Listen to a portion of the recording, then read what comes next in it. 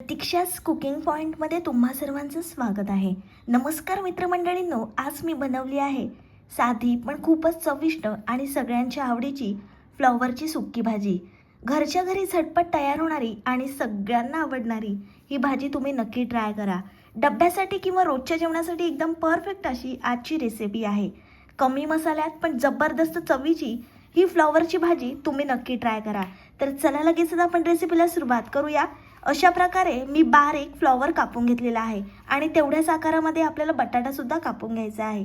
बारीक कापलेला आपण कांदा घेतला आहे आणि मस्त आपल्याला फ्रेश कोथिंबीरसुद्धा कापून घ्यायची आहे. तुम्ही पहिल्यांदाच माझी रेसिपी बघता आणि अजूनपर्यंत चॅनलला सबस्क्राईब केलं नसेल तर लगेच चॅनलला सबस्क्राईब करा. कढई छान आपण गरम करून घेतली आहे आणि मग त्याच्यामध्ये आपल्याला तेल टाकायचं आहे. तेलसुद्धा मस्त आपल्याला हाय फ्लेमवर गरम करून घ्यायचं आहे. तेल छान गरम झाल्यानंतर त्याच्यामध्ये आपण कांदा टाकणार आहोत. लालसर रंग येईपर्यंत कांदा मस्त आपल्याला परतून घ्यायचा आहे. या भाजीचं वैशिष्ट्य म्हणजे ही फक्त भाजी 5 मिनिटात तयार होते. तुम्ही लहान मुलांच्या टिफिनला सुद्धा ही भाजी देऊ शकता, कारण सकाळी खूपच धावपळ असते आणि अशा धावपळीमध्ये काय बनवायचं हा प्रश्न प्रत्येक महिलेला पडलेलाच असतो. म्हणून तुम्ही अशा धावपळीमध्ये झटपट होणारी ही फ्लॉवरची सुक्की भाजी बनवली ना की मुलं खूप आवडीने खातील.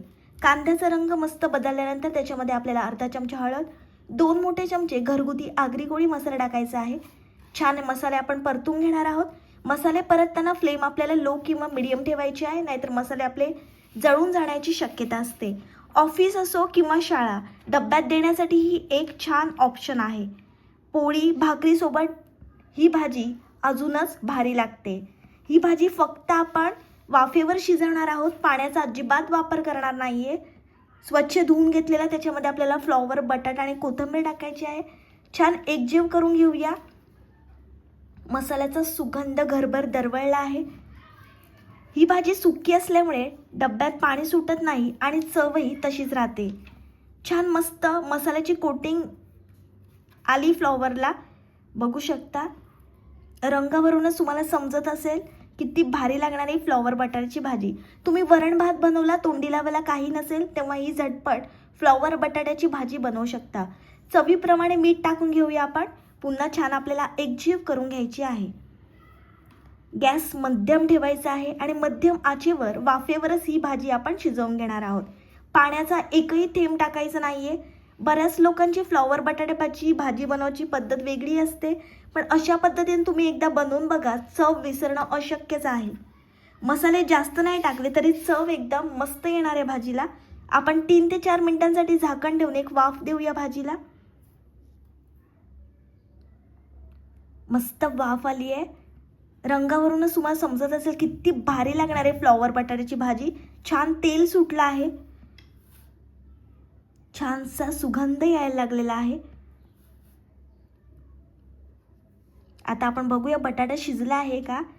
अजूनपर्यंत व्यवस्थित बटाटा शिजलेला नाही. पुन्हा आपल्याला झाकण ठेवून 2 ते 3 मिनिटं भाजीला वाफ द्यायची आहे. झाकण ठेवून छान आपण वाफ देऊ, म्हणजे आतूनही फ्लॉवर आणि बटाटा मऊ होईल. मस्त वाफ आली आहे.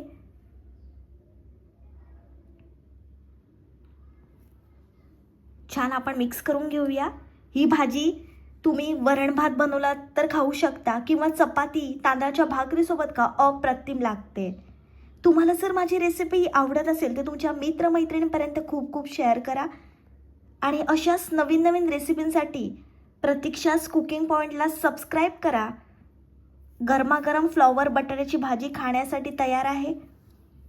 एकदम हलकं कुरकुरीत असं टेक्स्चर ठेवलं आहे, म्हणजे भाजी अजूनच चविष्ट लागेल. खूप भन्नाट अशी भाजी झालेली आहे. ही भाजी गरम असताना सर्व करा, अप्रतिम लागते. तुम्हाला लांबचा प्रवास करायचा असेल तेव्हा सुद्धा ही भाजी तुम्ही घेऊन जाऊ शकता, कारण की ही भाजी सुक्की असते त्यामुळे जास्त वेळ टिकून राहते.